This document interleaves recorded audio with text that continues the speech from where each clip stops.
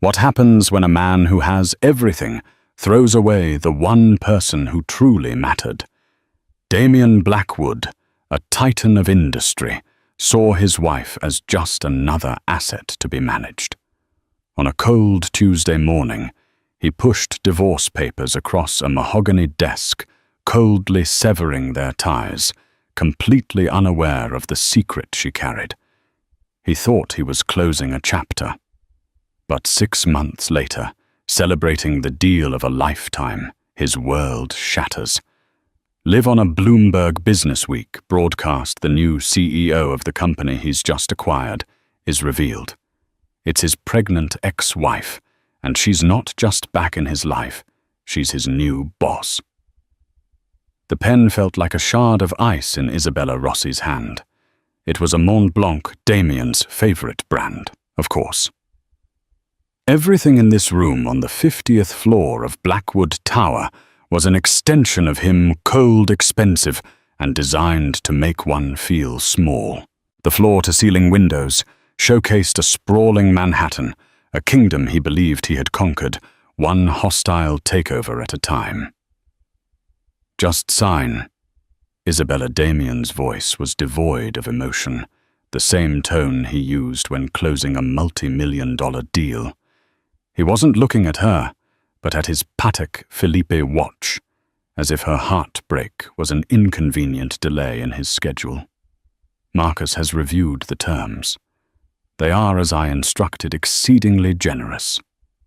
Generous. That was the word he used. A lump sum payment that could buy a small island, a luxury apartment in the Upper West Side she never wanted, and a non-disclosure agreement so restrictive it felt like a gag order on her very soul. He was buying her silence, her absence. Isabella's gaze drifted from the stark black ink on the page to her husband of 3 years. Damien Blackwood was a man carved from ambition and success. His dark hair was perfectly styled, his Tom Ford suit immaculate. He was handsome, devastatingly so, but the warmth she'd once seen in his eyes had long been replaced by the cold glint of calculation. He saw the world in terms of assets and liabilities. For a while, she was an asset.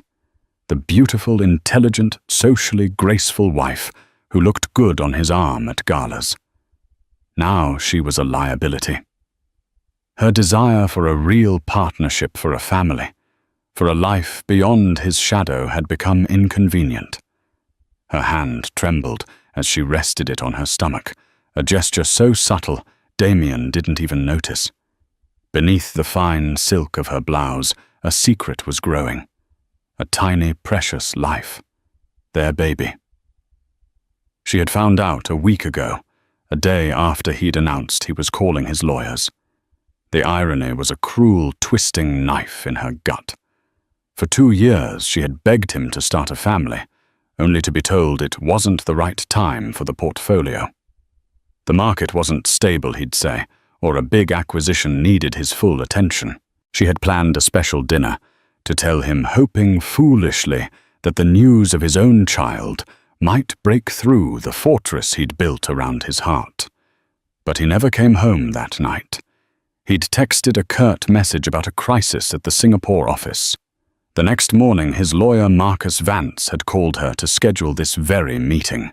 Isabella Marcus, a man with a face as smooth and unreadable as polished marble, prompted gently. "It's the final page." She looked at Damien one last time, searching for a flicker of doubt, a shadow of regret. There was nothing, only impatience. He wanted this over with. He wanted to get back to his empire.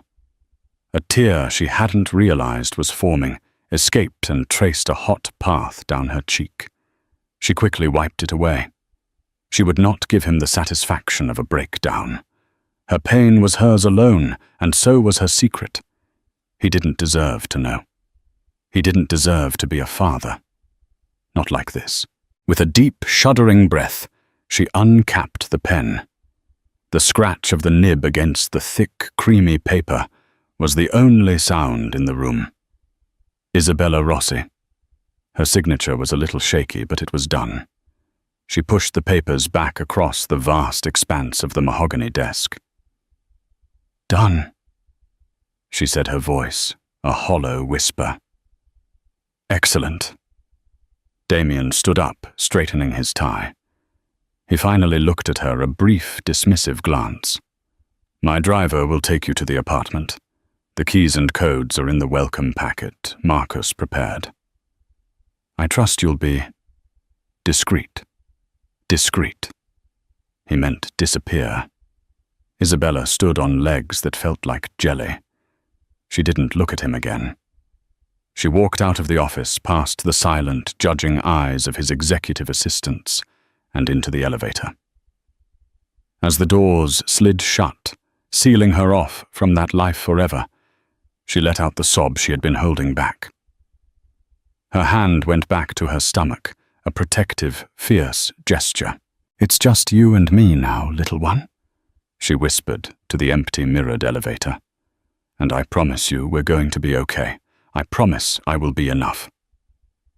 Downstairs, the city that had once felt like a shared dream now seemed alien and hostile. Damien's driver, a kind man named Arthur, whom she'd always liked, held the door to the Rolls-Royce open for her. She shook her head. "No, thank you, Arthur," she said, managing a weak smile. "I'll take a cab." She needed the anonymity. She needed to be just another face in the crowd, not Damien Blackwood's discarded wife being delivered to her gilded cage. As she hailed a yellow taxi, she took one last look up at the gleaming, arrogant spire of Blackwood Tower. It wasn't an ending, it was an eviction. And in that moment of profound loss, a tiny, hard seed of resolve began to plant itself in the barren soil of her heart. He had underestimated her. They all had. And one day he would realize just how colossal a mistake that was. The first few weeks were a blur of grief and morning sickness. The luxury apartment Damien had provided felt less like a home and more like a beautifully furnished prison. Every sleek surface and designer piece of furniture screamed his name, his money, his control. Isabella sold most of it, replacing it with simpler, more comfortable things that didn't carry the weight of her past. Her best friend Chloe, a sharp-witted art curator with a fierce sense of loyalty, was her rock. "So what's the plan, Izzy?" she asked one evening, sipping wine while Isabella drank chamomile tea. "You can't just sit here and let him win. He doesn't get to write your story." "He already did," Isabella said, looking out at the city lights. "I'm the tragic ex-wife with a massive settlement." "No, that's a character in his play. You need to flip the script." "What about that brilliant mind of yours?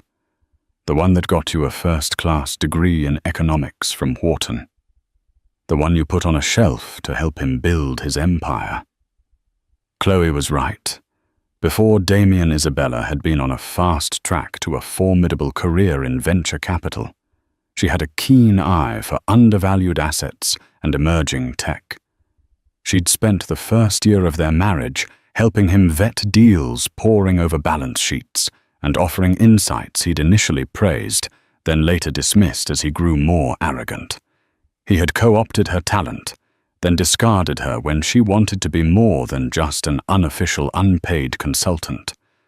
The seed of resolve that had been planted on the day of the divorce began to sprout. Fueled by hormones and a burning need to build a secure future for her child, Isabella started to make a plan. It began with a phone call she'd been dreading. Her maternal grandmother, a formidable woman who had run her own successful textile business in Italy, had passed away 2 years prior. She had always been wary of Damien seeing a ruthlessness in him that Isabella had mistaken for ambition. In her will, she had left Isabella a substantial inheritance, but with a complex condition, it was to be held in a blind trust, inaccessible to her, as long as she was married to Damien Blackwood. Her grandmother had foreseen a day like this. Accessing the trust was a complicated legal process, one designed to be difficult. It took 2 months of painstaking work with a team of Swiss lawyers, but finally the confirmation came through. The amount was staggering. Far more than she had ever imagined. It wasn't just a safety net, it was a war chest. Isabella didn't want revenge, not in the petty sense. She wanted to build something that was hers, something that would prove to herself and to the world that she was more than Damien Blackwood's wife. She started small, working from a makeshift office in her spare bedroom. She reactivated her old network, reaching out to contacts from university, and her brief time in the finance world. She was met with some skepticism, but her insights were as sharp as ever. She made a few discreet, brilliant investments in tech startups, her instincts proving unerring. Her capital grew. Her target soon came into focus, a mid-sized, publicly traded tech firm called Innovate Dynamics. It was a company she and Damien had once discussed acquiring. Damien had scoffed, saying it was fundamentally broken, its leadership uninspired. But Isabella had seen something he hadn't, a portfolio of groundbreaking patents, a brilliant but under-supported R&D department, and a loyal customer base. It wasn't broken, it was mismanaged. It was a diamond in the rough. And as fate would have it, Blackwood Enterprises was once again circling Innovate Dynamics, preparing a hostile takeover bid. The news was all over the financial press. Damien was positioning it as the capstone of his year, a move that would solidify his dominance in the sector. He thought it was a done deal. Isabella saw her opening. She wouldn't try to outbid him directly. That was his game, and he was the master of it. She would be smarter. She would be surgical. Through a series of shell corporations and a discreet private equity firm in Geneva that owed her a favor, she began to quietly buy up Innovate Dynamics stock. It was a slow, methodical process, executed in small blocks to avoid tripping any alarms. While Damien was preparing his public, bombastic takeover announcement, Isabella was silently gaining control from the inside. Her pregnancy was advancing. By the 5th month, she had a noticeable bump, a constant reminder of what she was fighting for. Some days were hard. Exhaustion and loneliness were constant companions. But every time she felt like giving up, she would feel a tiny kick, a flutter of movement inside her, and her resolve would harden like steel. She recruited a small, fiercely loyal team. Among them was Julian Croft, the brilliant but frustrated head of R&D at Innovate Dynamics. She had reached out to him secretly, selling him on her vision, not just to save the company, but to unleash its true potential. He saw in her the leadership he'd been craving and became her inside man, feeding her information about the company's real strengths and Damien's strategic weaknesses. The final piece of the puzzle was securing a majority stake. This required a bold move, convincing the company's aging founder and largest single shareholder, a man named Arthur Kensington, to sell his shares to her anonymous entity rather than succumb to Damien's bid. She flew to Boston to meet him now, 6 months pregnant and unable to hide it. She didn't try. She walked into the meeting at the stuffy old Bostonian club and laid out her entire plan. She told him about Damien's strategy to gut the company, sell off its patents, and fire most of the staff. Then she laid out her vision to invest, to innovate, to build on the legacy he had created. Kensington, a shrewd old man, listened intently. He looked at her pregnant belly, at the fire in her eyes. "Why are you doing this?" he asked. "This is a deeply personal fight, isn't it?" Isabella met his gaze. "The most successful ventures always are," she replied. He smiled a slow, knowing grin. He had seen enough of Damien Blackwood in the papers to understand. "You've got a deal, young lady," he said, shaking her hand. "Give that corporate pirate hell." With Kensington's shares, she crossed the 51% threshold. She had done it. Innovate Dynamics was hers. The board was legally obligated to accept her as the new controlling shareholder and CEO. The trap was set. All she had to do was wait for Damien to walk into it. Damien Blackwood was having an excellent day. An excellent 6 months, in fact. Life without Isabella was efficient. There were no more emotional conversations to navigate, no more dinners he was expected to attend, no more talk of us. His life had been streamlined back to its purest form work.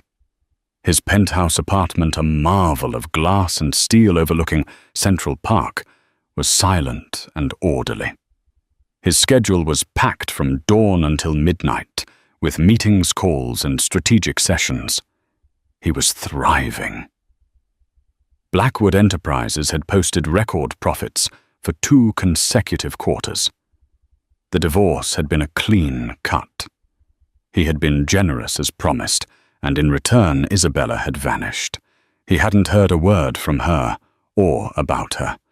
He assumed she was living a quiet, comfortable life of leisure on his dime, probably lunching with socialites and vacationing in the Maldives. It was for the best.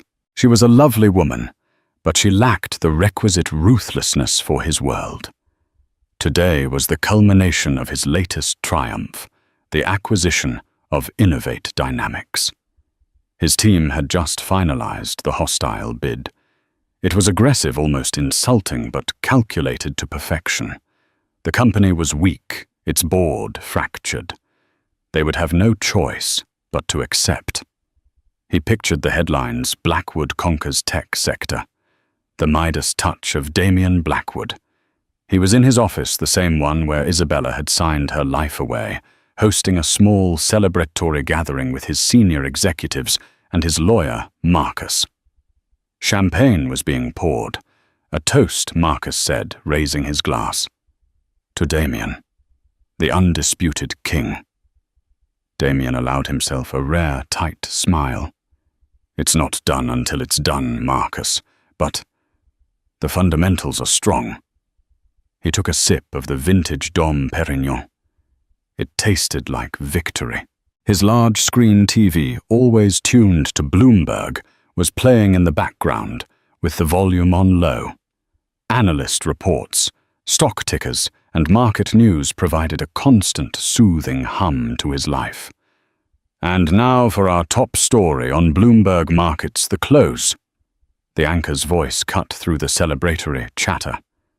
Damien glanced at the screen, mildly interested. "In a move that has stunned Wall Street." The anchor continued, her expression serious.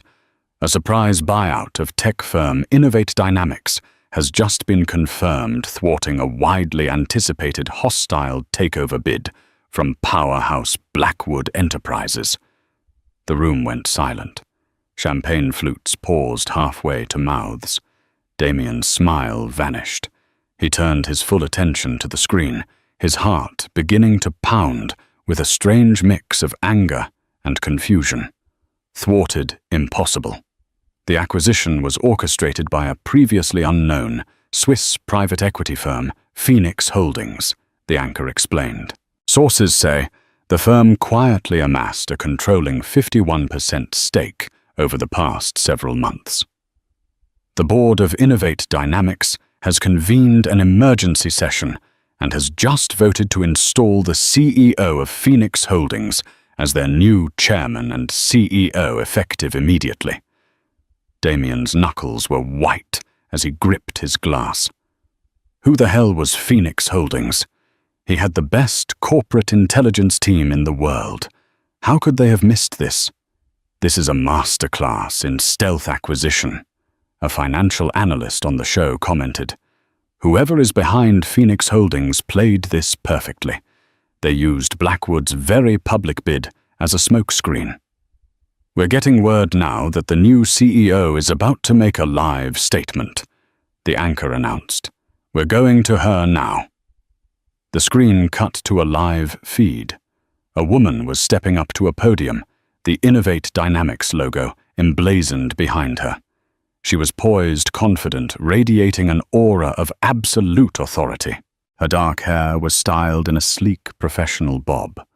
She wore a tailored navy blue dress that was both powerful and elegant. And she was visibly pregnant. Damien's mind struggled to process the image. The face was familiar, but the context was so alien, so utterly impossible, that his brain refused to connect the dots. It couldn't be. Then she spoke, and the world tilted on its axis. "Good afternoon." The voice was smooth, clear, and carried an unmistakable note of command. It was a voice he knew better than his own, but one he had never heard used with such force. "My name is Isabella Rossi, and I am the new CEO of Innovate Dynamics." The champagne flute slipped from Damien's fingers and shattered on the marble floor. No one in the room dared to breathe. They stared slack-jawed from the television screen to the frozen, ashen face of their boss. On the screen, Isabella was laying out her vision for the company with unnerving precision. She spoke of leveraging untapped patents, of empowering the R&D division, of a new era of growth and innovation. She was brilliant. She was formidable. She was everything he had told himself she wasn't. But all Damien could see was her, his ex-wife, the woman he had dismissed and discarded, standing before the world holding the prize he had coveted, and carrying a child. His child. The timeline clicked into place with sickening clarity. The slight weight she'd gained, her emotional state. She had been pregnant when she signed the papers. She had been pregnant, and he had pushed her away with cold, clinical indifference. A wave of nausea so profound it buckled his knees washed over him. This wasn't just a business deal gone wrong. This was a reckoning. The woman he had relegated to a footnote in his life story had just ripped out the final chapters and started writing her own, with him as a minor, vanquished character. "Damien." Marcus whispered, his face pale. "What is this?" Damien couldn't answer. He was staring at Isabella's face on the screen, at the calm, unyielding strength in her eyes. And for the first time in a very long time, Damien Blackwood, the undisputed king, felt a foreign and terrifying emotion. Fear. The emergency board meeting was scheduled for the following Monday at the Innovate Dynamics headquarters. For Damien, it was a summons. His company, Blackwood Enterprises, was now merely a significant minority shareholder in a company run by his ex-wife. He was contractually obligated to attend. The irony was so thick he felt like he was choking on it. He spent the weekend in a state of controlled fury. He had his intelligence team work around the clock, digging into Phoenix Holdings, digging into Isabella. The report that came back was both infuriating and begrudgingly impressive. They traced the funding back to a blind trust from her maternal grandmother. It was clean, untouchable, and brilliant. She had used his own dismissiveness of her family against him. He'd never bothered to learn the details of her inheritance, because he'd never considered her finances or her family important. He rewatched the press conference a dozen times. He saw the subtle way she rested her hand on her stomach, the same way she had done in his office that final day. The gesture he had ignored. How could he have been so blind? The question haunted him, chipping away at the foundation of his self-assuredness. He arrived at the Innovate Dynamics building, a modest glass and steel structure that suddenly felt like the most imposing fortress in the world. As he walked into the boardroom, all conversation ceased. The existing board members, men and women, he had been planning to fire looked at him with a mixture of fear and schadenfreude. And then she walked in. Isabella was the picture of corporate power. She wore a cream-colored sheath dress with a matching blazer that elegantly accommodated her 6-month pregnancy. Her demeanor was crisp, professional, and utterly unreadable. Her eyes swept across the room and settled on him for a fraction of a second. There was no flicker of recognition, no hint of emotion. It was like looking at a stranger. "Good morning, everyone," she said, her voice echoing in the silent room. She took her seat at the head of the table, the chairman's seat. "Let's begin." The meeting was a master class in control. Isabella, flanked by her new CFO, and Julian Croft, the newly promoted Chief Technology Officer, laid out her 100-day plan. It was audacious, aggressive, and meticulously detailed. She systematically dismantled Damien's proposed strategy, pointing out its short-sightedness and flaws with surgical precision, never once mentioning his name. She referred to Blackwood Enterprises only as our new minority partner. Damien felt his power evaporating with every word she spoke. He was used to commanding rooms like this, to being the one with all the answers. Now he was just another board member expected to listen. He tried to interject, to question a projection or challenge a premise. "Mr. Blackwood." She cut him off, her tone freezing. "We have a full agenda. Please hold your questions until the designated Q&A portion at the end." It was a public neutering. The other board members shifted uncomfortably, avoiding his gaze. He felt a hot flush of humiliation creep up his neck. The most galling part was Julian Croft. The man sat next to Isabella, the two of them operating with an easy, familiar synergy. He would lean in to whisper something to her, and she would nod a small, genuine smile, gracing her lips. A smile he hadn't seen in years. A raw, primitive jealousy ignited in Damien's chest. Who was this man to her? After the meeting, as people were filing out, Damien cornered her. He needed to talk to her to understand. "Isabella," he said, his voice low. She turned slowly, her face a mask of polite indifference. "Mr. Blackwood, do you have a business matter to discuss?" "Mr. Blackwood, don't play these games with me, Isabella." "What is this? A game revenge?" A flicker of something. Anger, pain flashed in her eyes before being extinguished. "This is business, something you taught me to value above all else. You saw Innovate Dynamics as an asset to be stripped. I see it as a company to be built." The board agreed with my vision. "And the baby?" he asked, his voice cracking slightly. "Is that part of the vision too? Were you ever going to tell me?" She stepped closer, and for the first time he could see the exhaustion etched around her eyes, the toll this fight had taken on her. "Let me be perfectly clear," she said, her voice barely a whisper, but laced with venom. "You forfeited the right to know anything about my personal life when you had your lawyer inform me our marriage was over. This baby is my personal life. You have no claim here.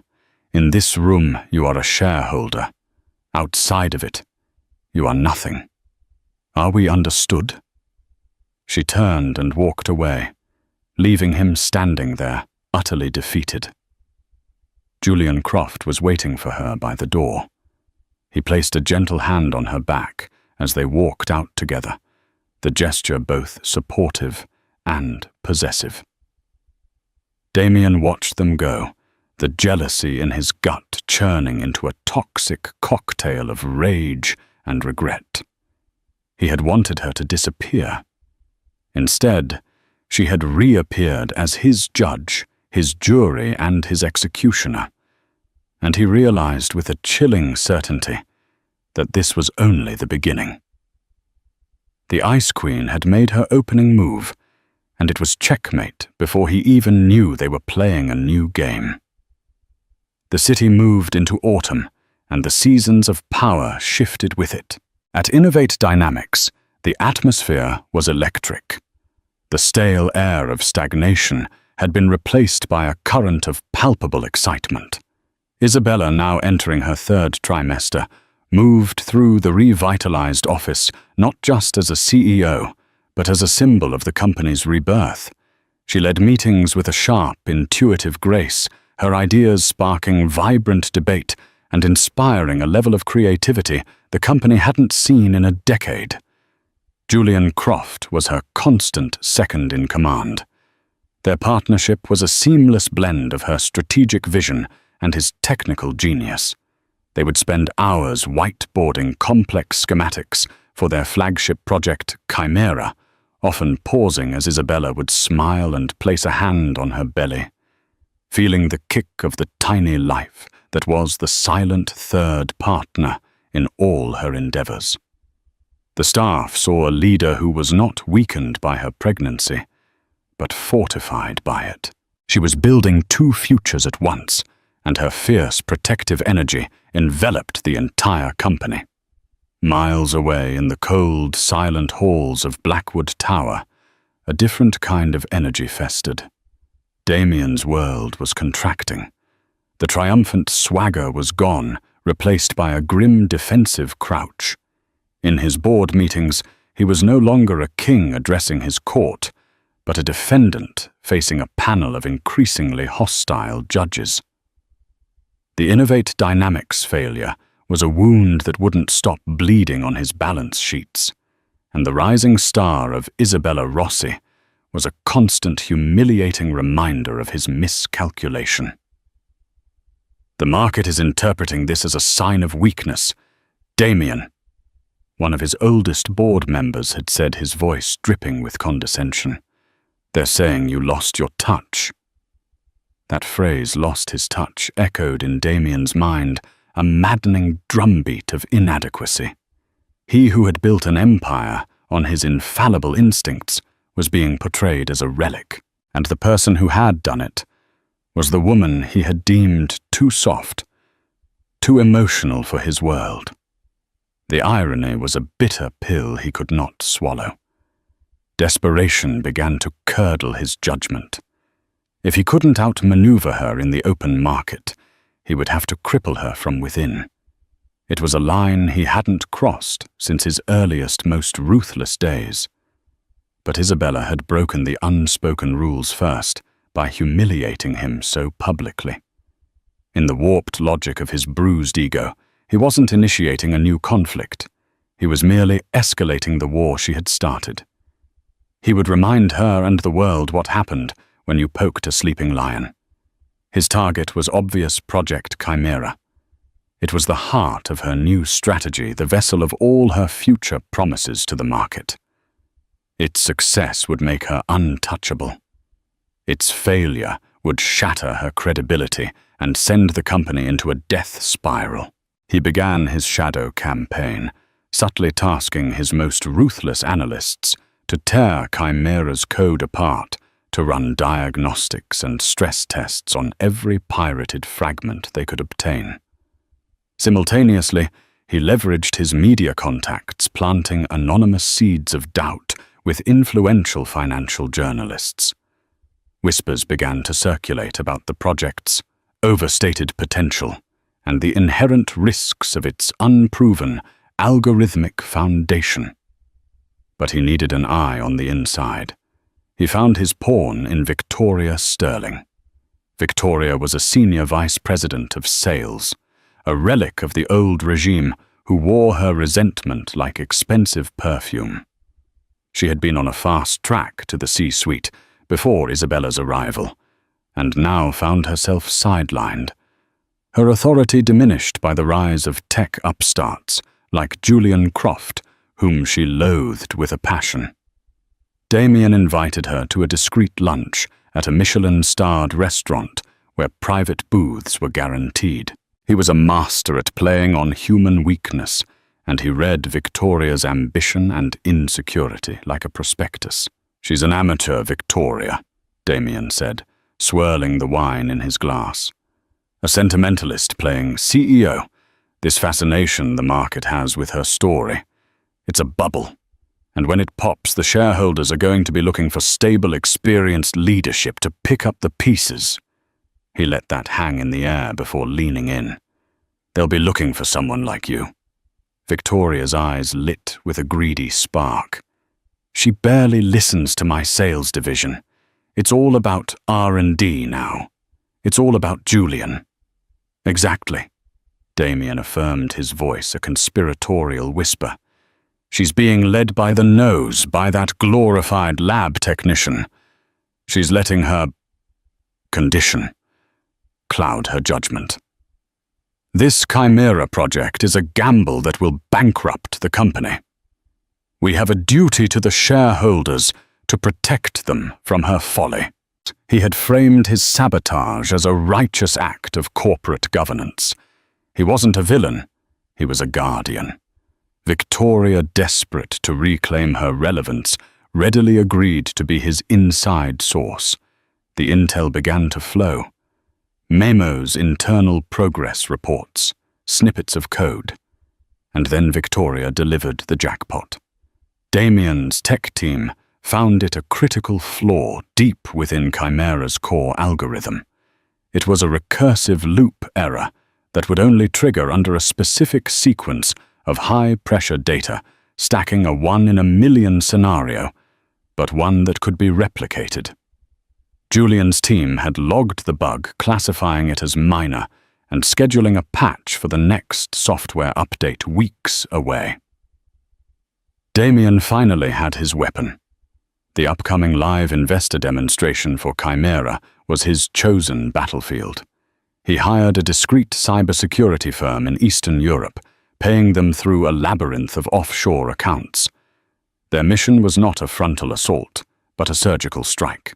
During the demo's climax, the high-stress simulation, they would feed the system a precise data packet designed to trigger the flaw, causing a catastrophic, unrecoverable system crash in front of the entire world. The day of the demonstration arrived, charged with anticipation. The auditorium at Innovate Dynamics was packed. Damien watched remotely from the command center of his office, the live feed displayed on a massive screen. He felt the familiar, thrilling pump of adrenaline, the godlike feeling of moving invisible pieces on a board. He had a private encrypted chat open with Victoria, who was in the audience. Stage is set. Everyone is here. She looks confident. Confidence is the companion of fools. Is the vulnerable code still on the presentation server? Confirmed this morning. Julian's patch isn't scheduled until next week. They haven't suspected a thing. A grim smile touched Damien's lips. On the stage, Isabella looked serene and powerful, her navy blue dress accentuating her advanced pregnancy.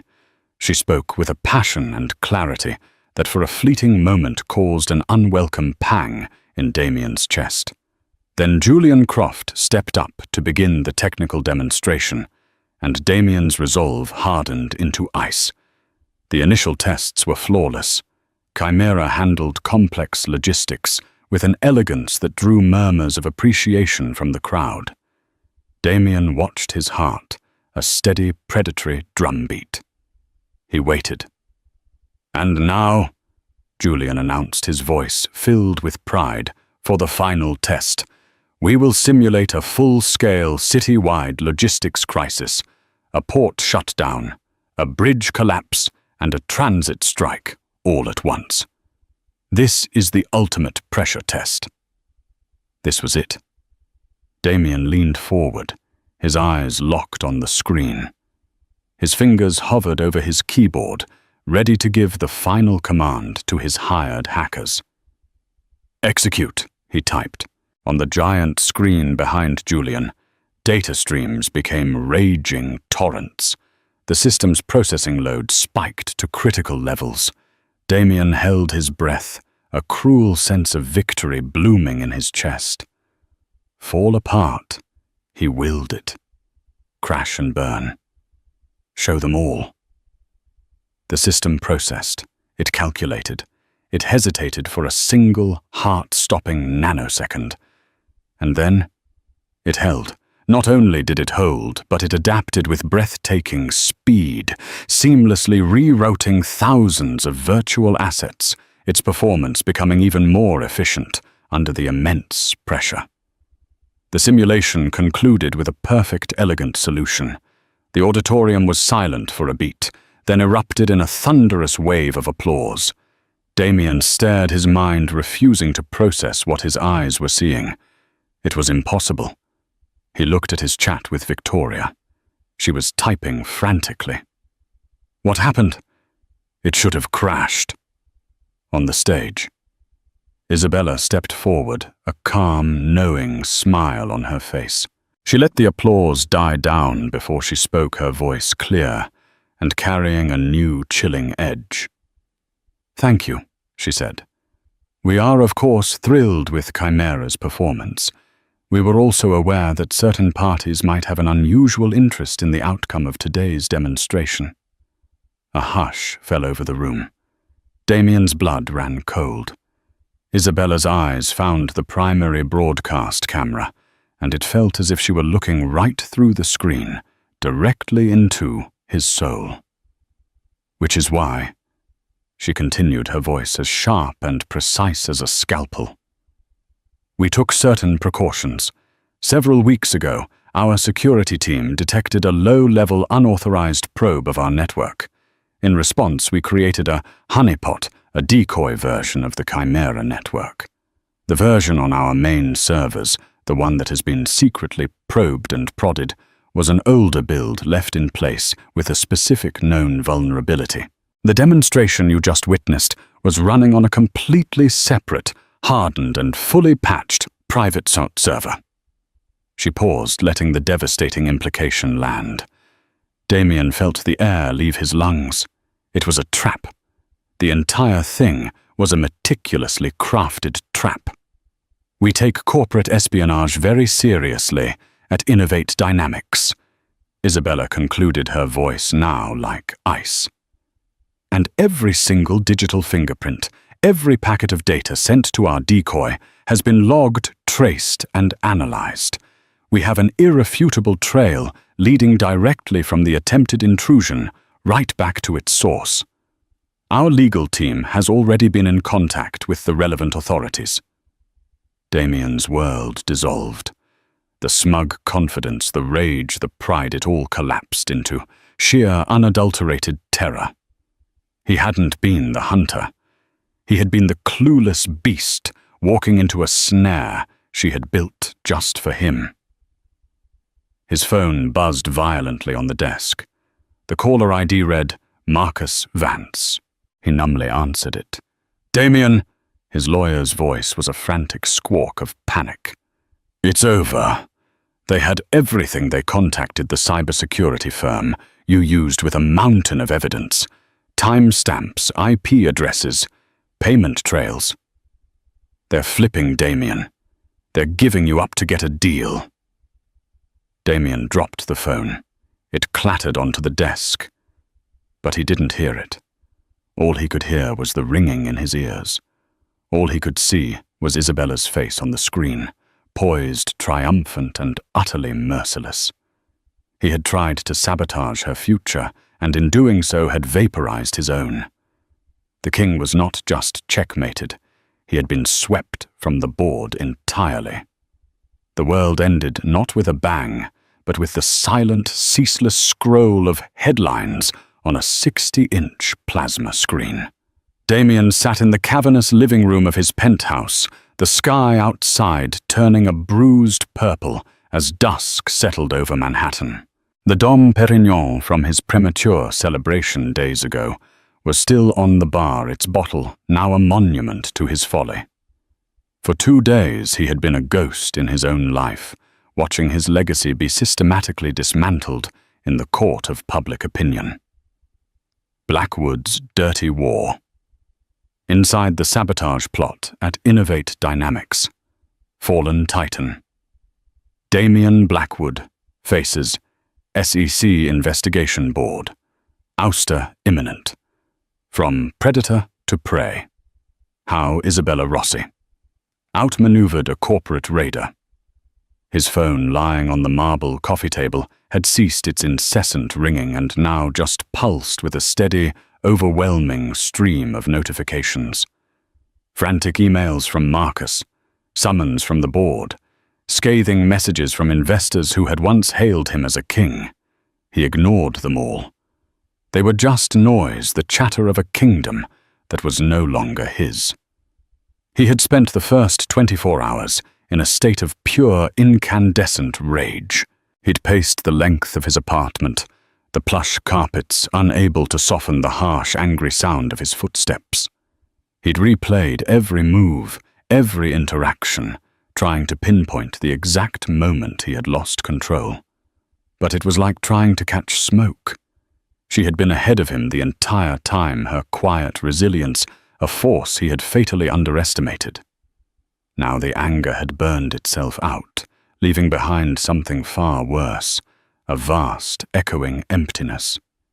In that void, the ugly truth began to take root.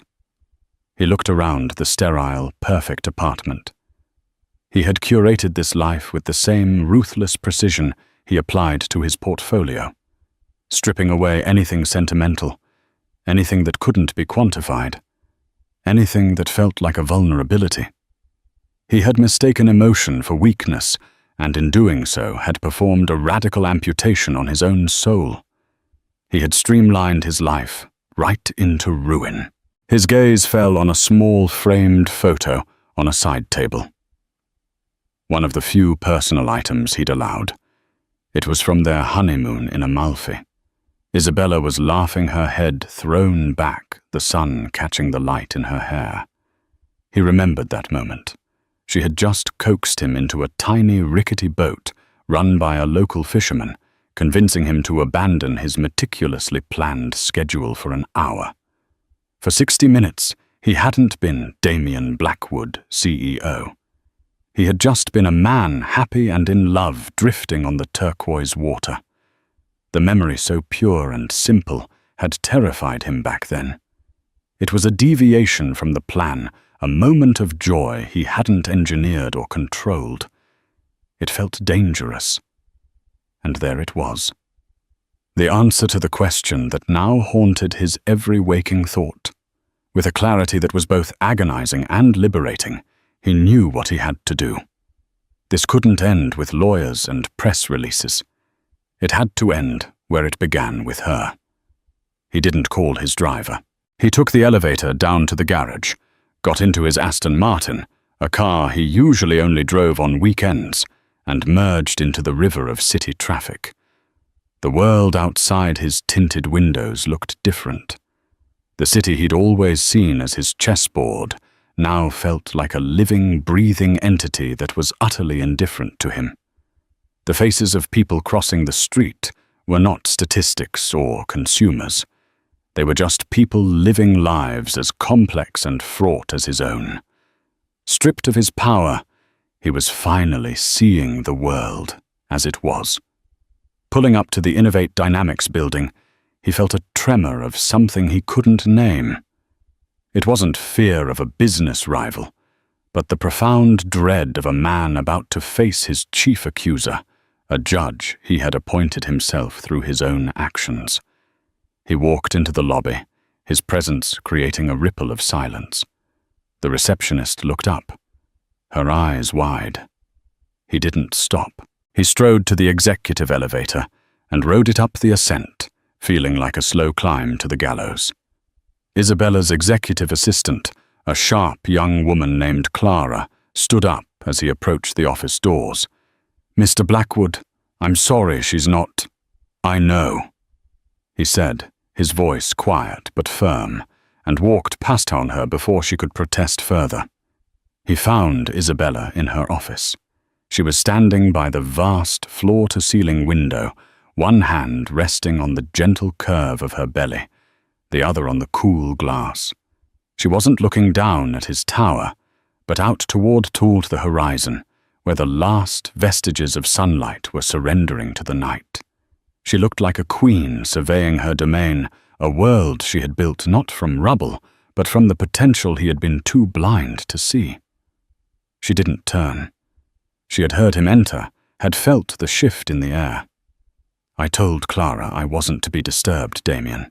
Her voice was heavy with a weariness that went far beyond the long hours of a CEO. It was the exhaustion of a soldier after a long, brutal war. He stopped in the center of the room, feeling like an intruder in this space she commanded so effortlessly.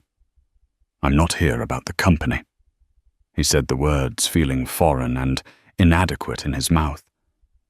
"I know it's over. They're firing me tomorrow. You won."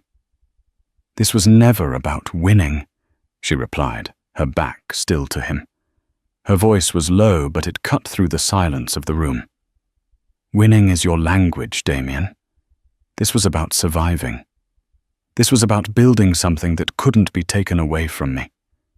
You're the one who turned it into a war." "I know."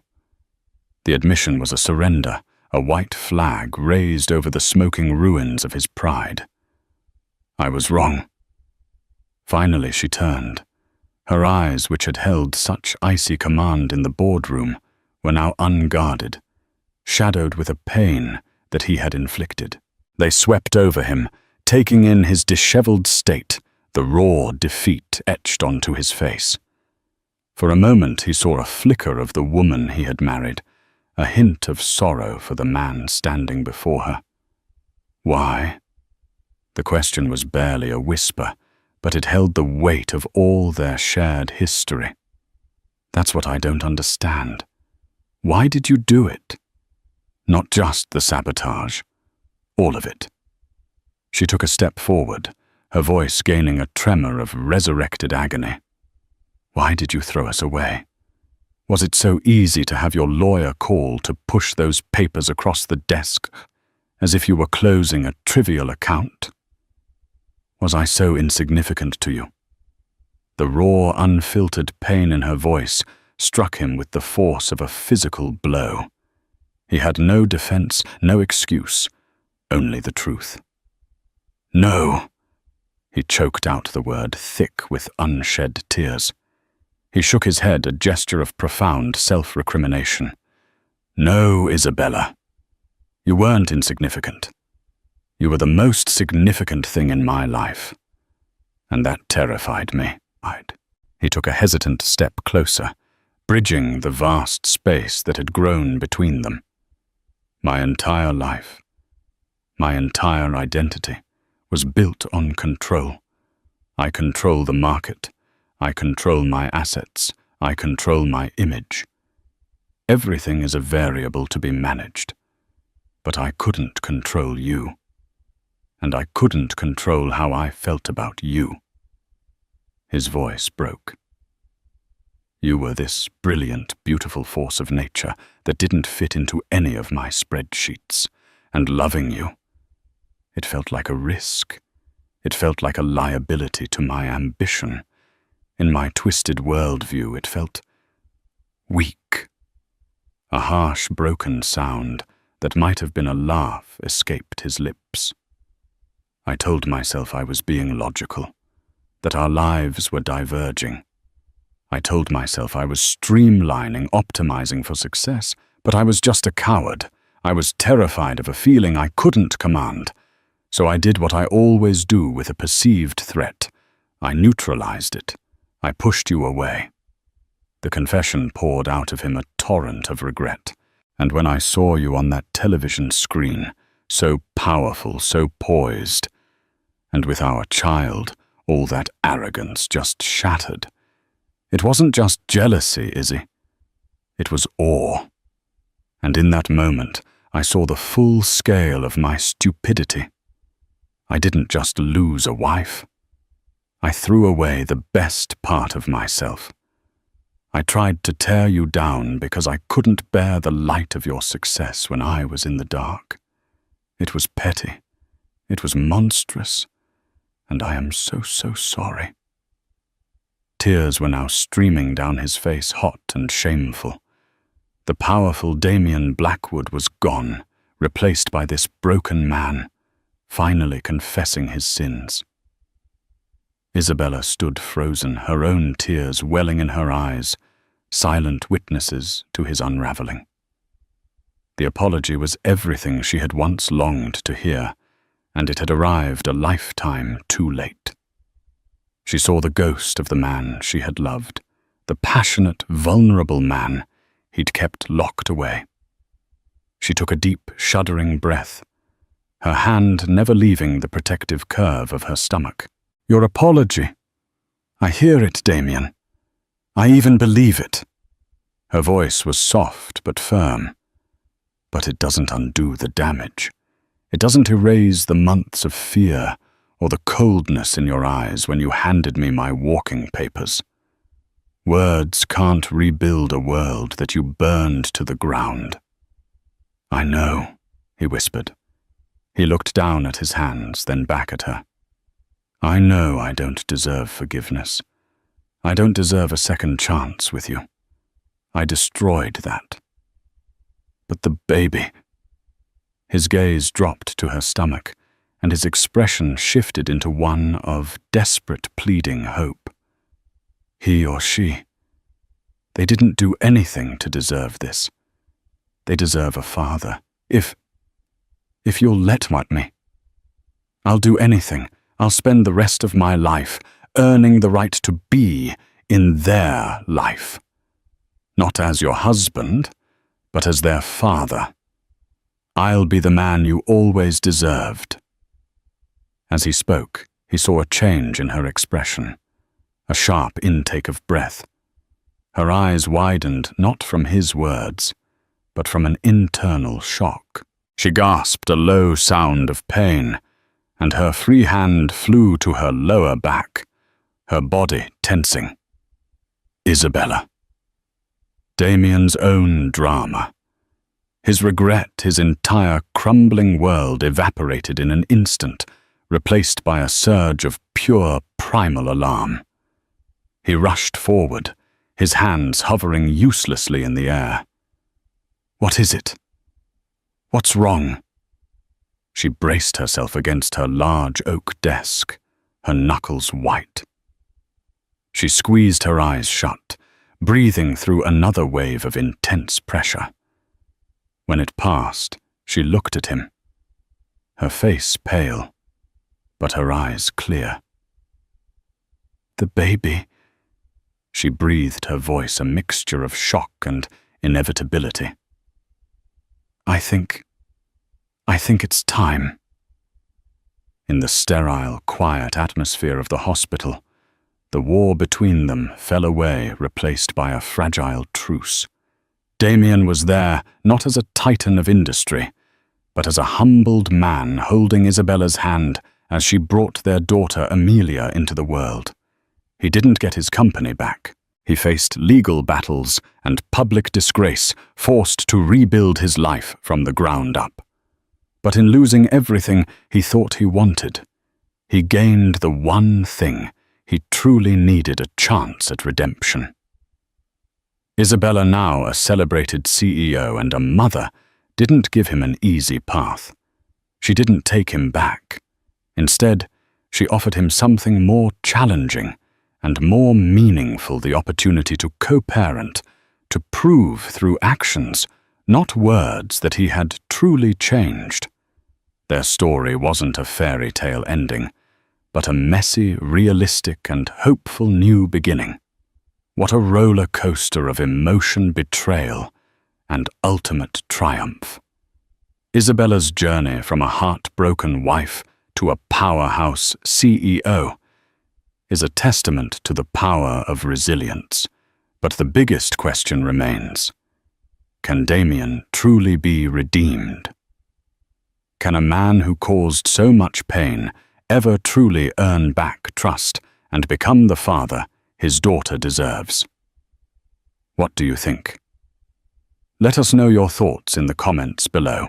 If you were in Isabella's shoes, what would you have done? If you were captivated by this story of love loss and incredible revenge, please show your support by hitting that like button. It really helps our channel grow. Share this video with a friend who loves a drama that keeps you on the edge of your seat. And most importantly, make sure you subscribe and ring that notification bell so you never miss another one of our gripping tales. Thanks for listening, and we'll see you in the next story.